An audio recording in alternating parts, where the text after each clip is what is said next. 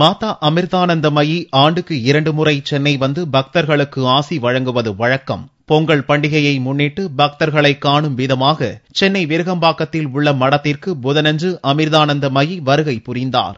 2 நாட்கள் தங்கியிருந்து பக்தர்களுக்கு போதனை செய்கிறார். பஜனை, பாடல் என்று பக்தர்கள் பரவசத்தில் ஆழ்ந்தனர். நீண்ட வரிசையில் நின்று மாதா அமிர்தானந்தமயியை சந்தித்து பக்தர்கள் ஆசி பெற்றனர்.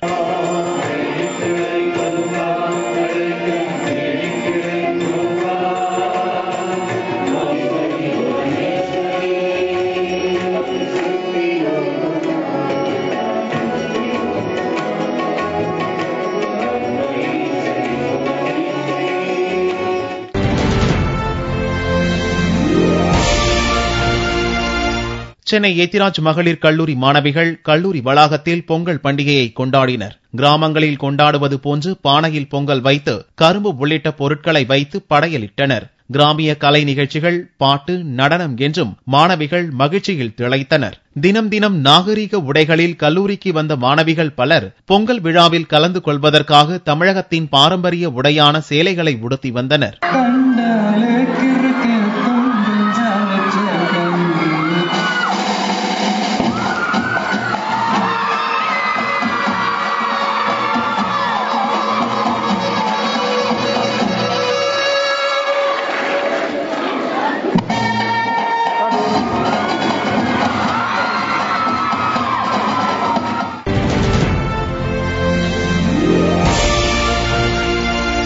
சென்னை மாநகரில் பொங்கலுக்கு முந்தைய தினத்தில் கொண்டாடப்படும் போகி பண்டிகை இந்த ஆண்டு மகிழ்ச்சியை தந்துள்ளது.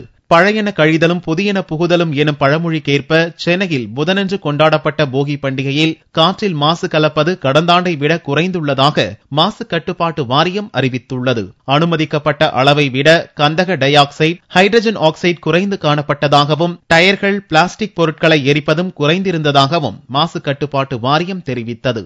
ஆனால் காற்றில் கலக்கும் நுண்துகள் அதிகரித்து காணப்பட்டதாக சென்னை மாசு கட்டுப்பாட்டு வாரியம் குறிப்பிட்டுள்ளது.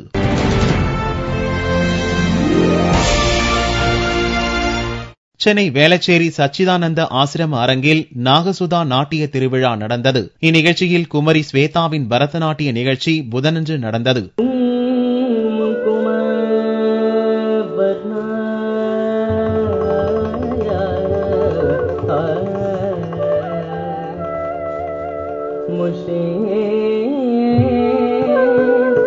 शक्ति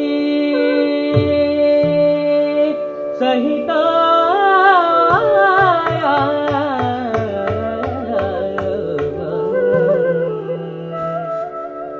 श्री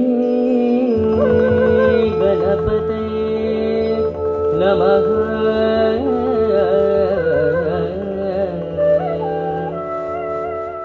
கடந்த 15 ஆண்டுகளாக பரதநாட்டியம் கற்று வரும் ஸ்வேதா கடந்த 2008இல் அரங்கேற்ற நிகழ்ச்சியை துவக்கினார். 2ஆம் ஆண்டு கட்டடக்கலை பயின்று வரும் கல்லூரி மாணவியான ஸ்வேதா தனது பெற்றோரின் ஒத்துழைப்பால் பரதநாட்டியத்தில் சாதிக்க வேண்டும் என்று தெரிவித்தார். வேளச்சேரியில் கடந்த 15 ஆண்டுகளாக இசை விழா நடத்தி வரும் நாகசுதா இளம் கலைஞர்களை ஊக்குவித்து வருவதாக இதன் செயலாளர் வசந்தி தெரிவித்தார். தொடர்ந்து பல்வேறு இசை நிகழ்ச்சிகள் நடந்தன. மயிலாப்பூர் பகுதியில் பல்வேறு சபாக்கள் இருப்பது போன்று வேளச்சேரி பகுதியிலும் வளர வேண்டும் என்று இசை ஆர்வலர்கள் எதிர்பார்த்துள்ளனர்.